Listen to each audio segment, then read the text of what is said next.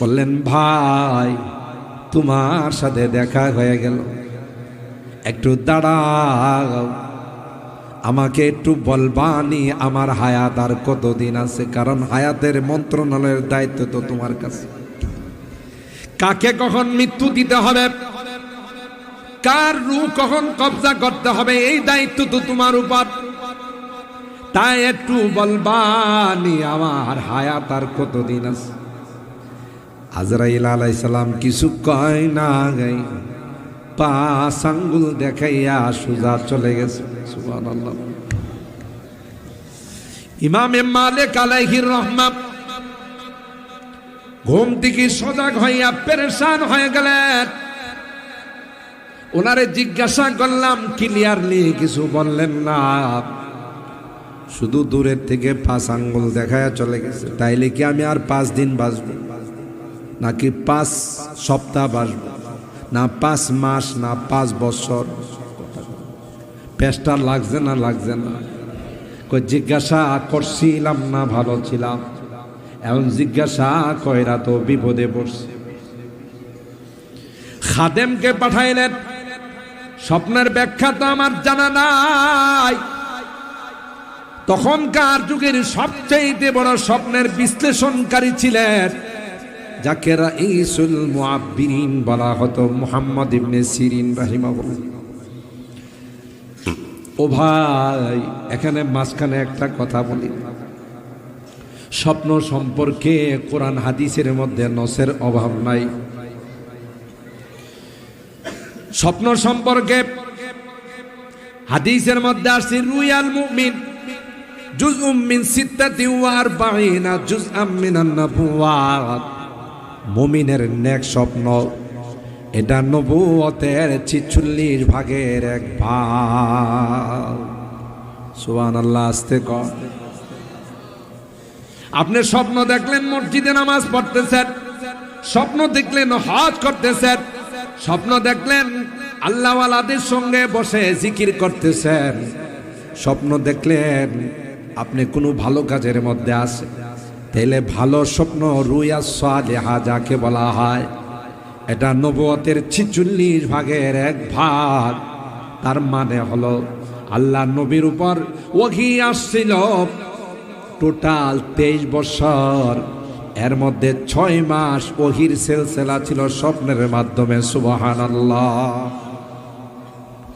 23 কে যদি 2 দিয়া গুণন দেওয়া হয় কত হয়? আমি আবার অঙ্কতে খুব কাঁচা, আপনারা বলেন কত হয়? করিম মুনওয়ার চশমে কো রুয়ে মুহাম্মদ সে মেরি, করিম মুনওয়ার চশমে কো রুয়ে মুহাম্মদ সে মেরি, कर मुअत्तर रूह को बूए मुहम्मद से मेरी बलगल उला। ना गरम पानी, फ्लाक्स से गरम पानी से, फ्लाक्स से 1 ग्लास दियो। सल्लु अलैहि व आलिहि, दे मुझे इश्क़ मुहम्मद और मुहम्मद उमगिन, दे मुझे इश्क़ मुहम्मद और मुहम्मद उमगिन,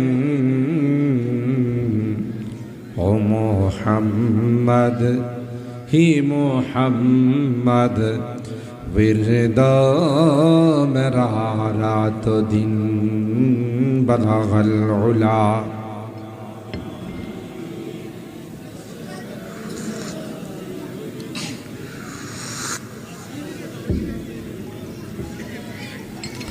सल्लु अलैहि व आलिहि, अल्लाहुम्मा सल्लि व सल्लिम दाइमन अबदा على حبيبك خير الخلق كلهم الحمد لله ثم الحمد لله শ্রীরামপুর বাজার মদিনাতুল উলুম তালিমুল কোরআন মাদ্রাসা রায়পুরা নরসিংদী এর হাফেজ ছাত্রদের দস্তারবন্দি উপলক্ষে 2 দিনব্যাপী 15তম বার্ষিক ঐতিহাসিক ইসলামী মহাসম্মেলনের দ্বিতীয় দিনের সম্মানিত সভাপতি জনাব আলহাজ মোহাম্মদ জামাল মোল্লা, মেয়র রায়পুরা পৌরসভা। আজকের মাহফিলের প্রধান আকর্ষণ, আমাদের মাঝে উপস্থিত হবেন হযরতুল আল্লামা ইয়াহিয়া মাহমুদ সাহেব দামাত বারাকাতুহু। আরও শুনে খুশি হবেন যে আমাদের পিসা হুজুর, নানুপুরের পিসা হুজুর দামাত বারাকাতুহু হযরত আমাদের মাঝে তাশরীফ আনতেছেন। আলহামদুলিল্লাহ বলেন। উপস্থিত হয়ে গেছেন উদীয়মান তরুণ আলেমে দ্বীন, অনেক সুন্দর চমৎকার আলোচনা করেন হযরত মাওলানা শহীদুল ইসলাম সিদ্দিকী বরিশাল, হযরতে উলামায়ে কেরাম, বারাদারানে ইসলাম, পর্দার আড়ালের মা ও বোনেরা, আল্লাহ পাকের দরবারে লাখো কোটি শুকরিয়া যে রব্বে কায়নাত এশার নামাজ জামাতের সাথে আদায় করে আমাদের কিছু মানুষকে আজকের এই জান্নাতি বরকতি কোরআনী মাহফিলে উপস্থিত হওয়ার তৌফিক দান করেছেন। এই জন্যে অন্তরের অন্তঃস্থল থেকে কালিমাতুশ শুকর আদায় করে জোরে সোরে বলি আলহামদুলিল্লাহ।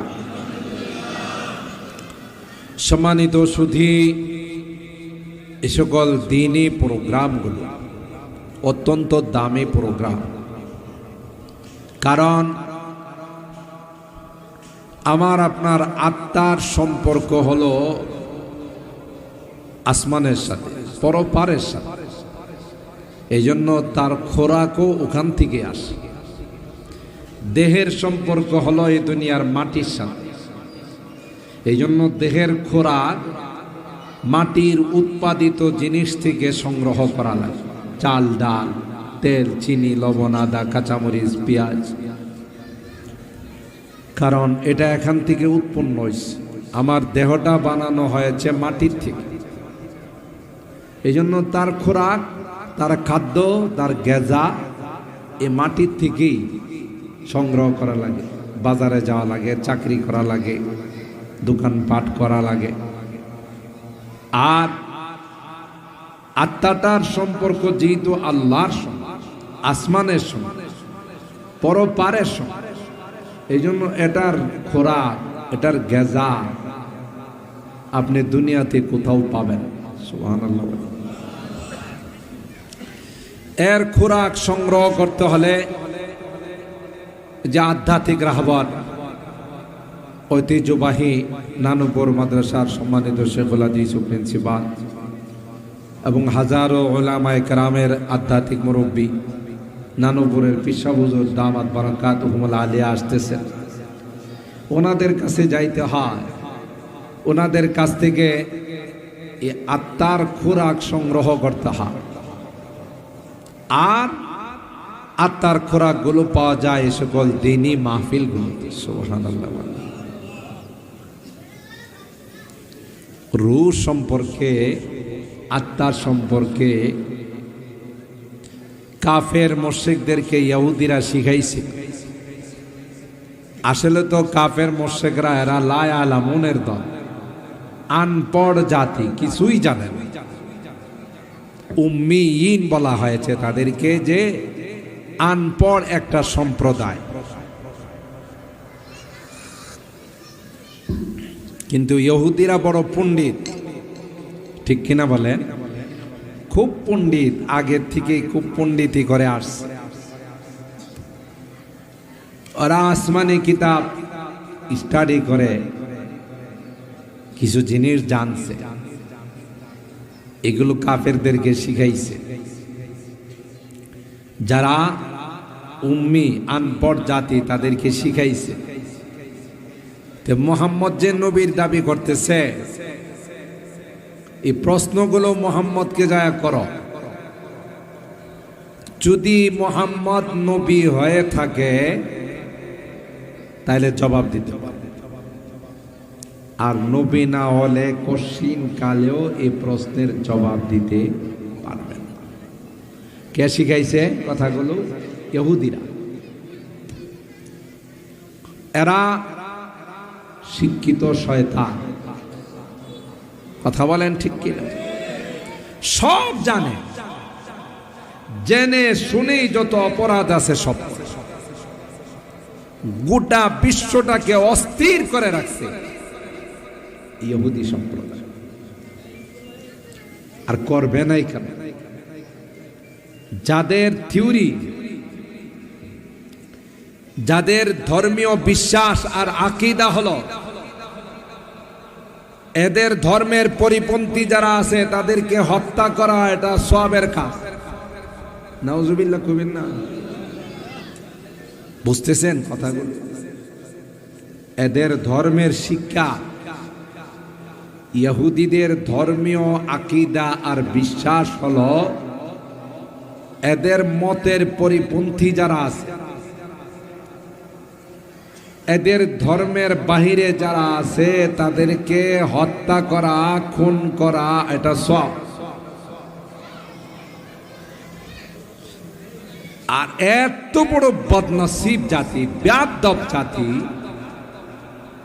যারা সাধারণ মুসলমানদের হত্যা করা তো কোনো ব্যাপার না। এই ভলান্টিয়ারদেরকে একটু বলেন সাইডে, একটু মানুষ যেন কথা না বলে। আল্লাহ আল্লাহ।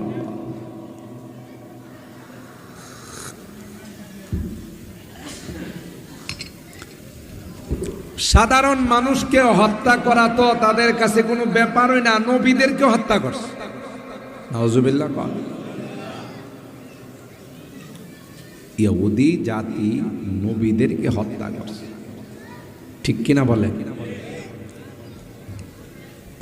ওয়ায়াকতুলুনাল আমবিয়া বিগাইরি হক। কোরআনে আল্লাহ বলেন যে এরা নবীদেরকে অন্যায়ভাবে হত্যা করছে। তাহলে বোঝা গেল জন্মগতভাবে এদের রগ রেশায় খুনের পিপাসা। কথা বলেন ঠিক কিনা? তাহলে ফিলিস্তিনের মুসলমানদেরকে নির্বিচারে পাখির মতো গুলি করে হত্যা করা এদের জন্য কোনো ব্যাপারই না। কি বলেন ঠিক কিনা? আল্লাহ নবীকে আটকানোর জন্যে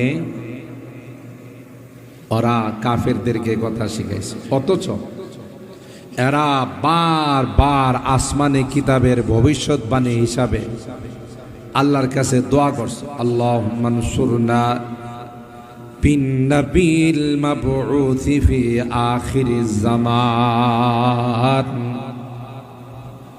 বারবার আল্লাহর কাছে হাত তুলে ইহুদি জাতি বলছে, আল্লাহ তুমি না বলছো, তুমি না আসমানে কিতাবে ওয়াদা করছো একজন আখিরি নবী তুমি প্রেরণ করবে, বিশ্ব নবী দুনিয়ার জমিনে আসবে। আল্লাহ আমরা তো ওই সকল পৌত্তলিকদের সাথে আর পারতেছি না, তুমি তাড়াতাড়ি আসমানে কিতাবে যে ওয়াদাগুলো করেছো বিশ্ব নবীকে তুমি প্রেরণ করবা, দ্রুত তুমি তাকে পাঠাও, পাঠাইয়া আমাদেরকে তুমি সাহায্য করো।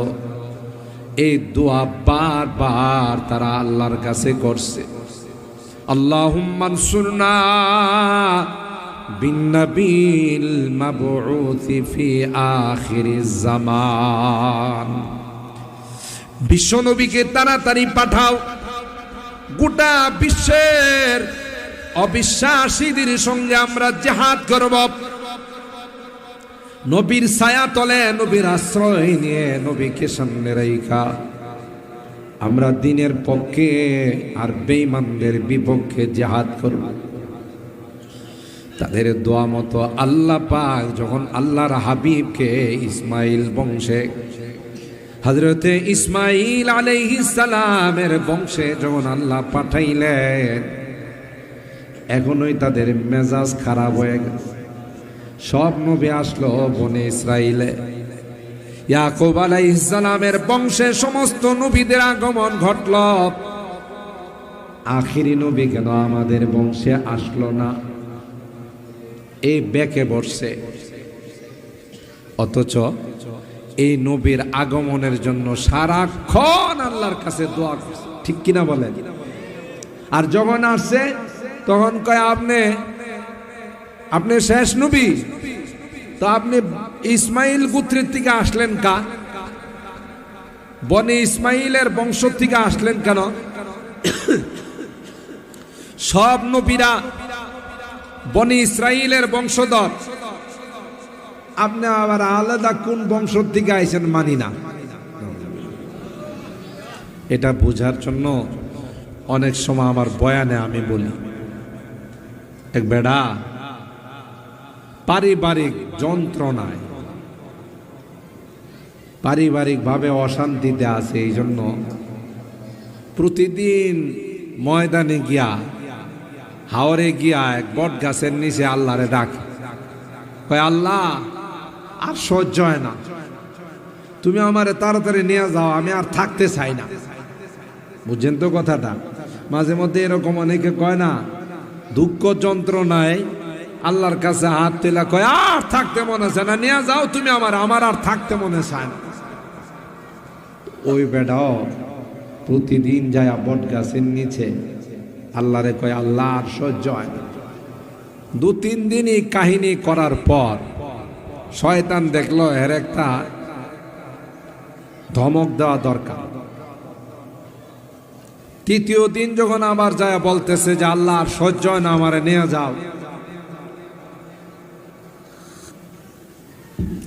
শয়তান গাছের উপরে থেকে কয় তাড়াতাড়ি আয়, তোরে নেওয়ার জন্য আমি আসছি। এ বেড়া এমন দৌড় দিছে, এক দৌড়ে বাড়িতে।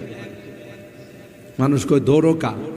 আরে এটা কি আমি অন্তর দিয়া কইছি? এমনি যন্ত্রণা, জ্বালা যন্ত্রণা সহ্য হয় না দীক্ষা কইছি যে আমারে নেওয়া যায় না। আল্লাহ দি সরাসরি আয় পড়ছে আমারে নিবার লইয়া।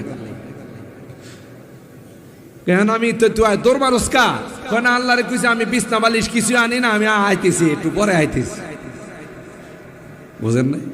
তো তুই প্রতিদিনই বট গাছের নিচে যায় কইতেছ যে আমার আর সহ্য না, আমার নিয়ে যাও, নিতে আইসে তখন দৌড় মারস কা? কথা বলেন ঠিক কিনা? ইহুদির বাচ্চারা ওই স্বভাবের, সারাক্ষণ সব সময় আল্লাহর কাছে দোয়া করছে যে আল্লাহ আখিরি নবী পাঠায়া আমাদেরকে সাহায্য করো। যে আল্লাহ পাক বিশ্ব নবী রহমতে আলম সাল্লাল্লাহু আলাইহি ওয়াসাল্লামকে পাঠাইছেন, এখন ও উনি আমাদের বংশ থেকে কেন আসলেন না? এ বেঁকে বসছে, কারণ বনি ইসরাইল থেকে না হলে মানি না। নাউজুবিল্লাহ। আচ্ছা বলুন তো দেখি, আল্লাহ কাকে কখন কোন জায়গায় কোন বংশ থেকে নবী বানায় পাঠাইব? এটা কি সৈয়দ আলীর বাচ্চাদের সাথে পরামর্শ করে পাঠাইব? বলে আপনি যদি সকালবেলা হাল চাষ করতে যান আর বলে যদি কানে ধরে জিজ্ঞাসা করেন যে আজকে 2 বিঘা জমি হাল চাষ করব, হ্যাঁ কি রাজি হইব? কথা কয় না। বলদের কানে ধরে আপনি জিজ্ঞাসা করছেন আজকে নিয়ত করছি 2 বিঘা জমি হাল চাষ করব, তোর মতামত কি?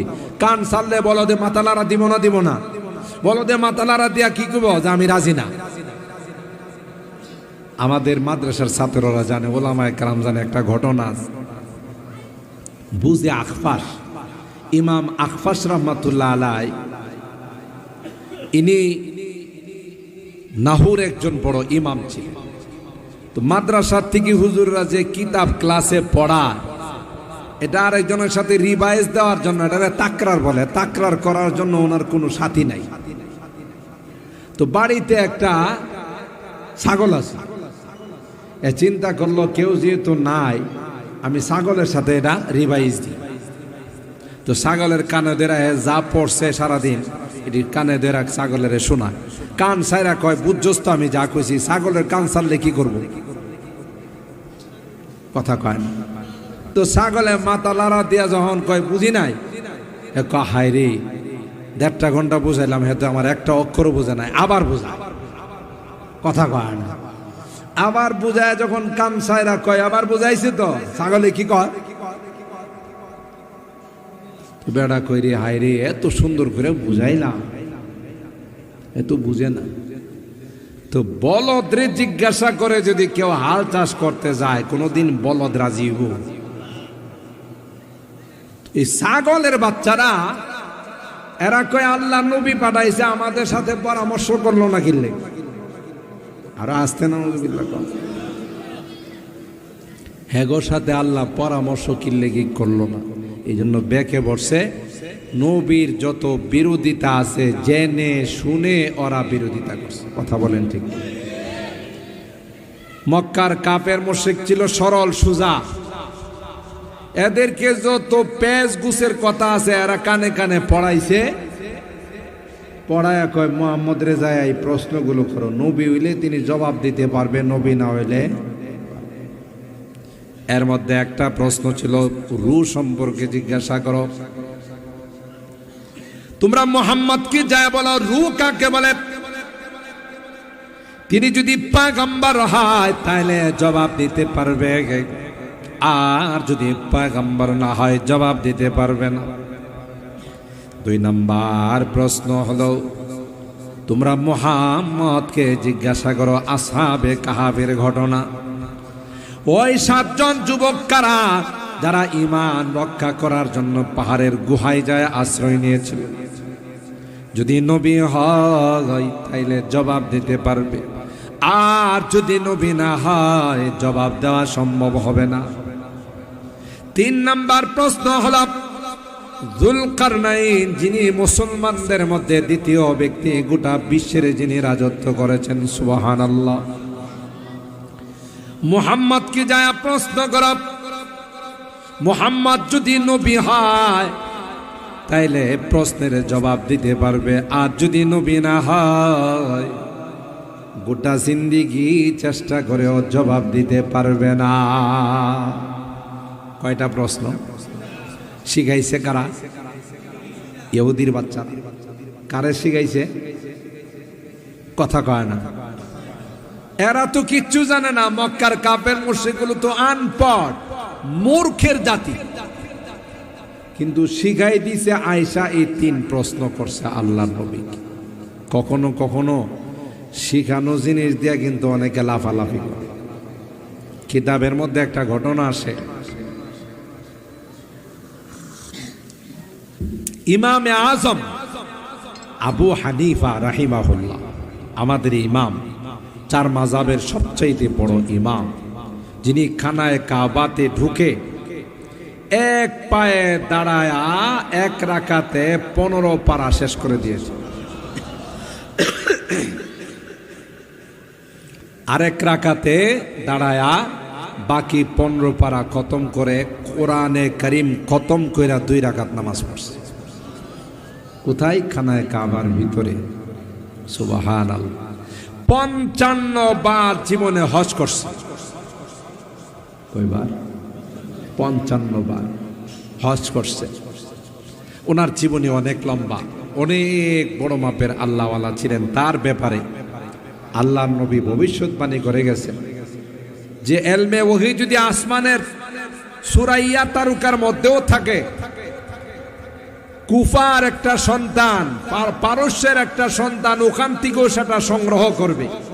আর ইঙ্গিত ছিল ইমাম আজম আবু হানিফা রাহমাতুল্লাহ আলাইহি, এত বড় মাপের ইমাম ছিলেন। লাকাদ জানাল বিলাদা ওয়া মান আলাইহা, লাকাদ জানাল বিলাদা ওয়া মান আলাইহা ইমামুল মুসলিমিনা আবু হানিফা বিআহকামি ওয়া আসারি ওয়া ফিকহিন কাআয়াতিজ জাবুরি আলা সাহিফা ফামা ফিল মাশরিকাইনি লাহু নাযীরু ওয়ালা বিল মাগরিবাইনি ওয়ালা বিকুফা। আল্লাহু আকবার বলেন। ইমামে আজম আবু হানিফা রাহিমাহুল্লাহ কুফাতে বসবাস করতেন, মক্কা মদিনায় বিশেষ প্রয়োজন ছাড়া আসতেন না। এ ভাই ভালো করে শুনে রাখুন, ইমামে আজম আবু হানিফা রাহিমাহুল্লাহ মাঝে মধ্যে উমরা করার জন্য, হজ করার জন্য আসলে কাজ শেষ হলে দ্রুত আবার মক্কা মদিনা সাইরা চলে যাইতেন।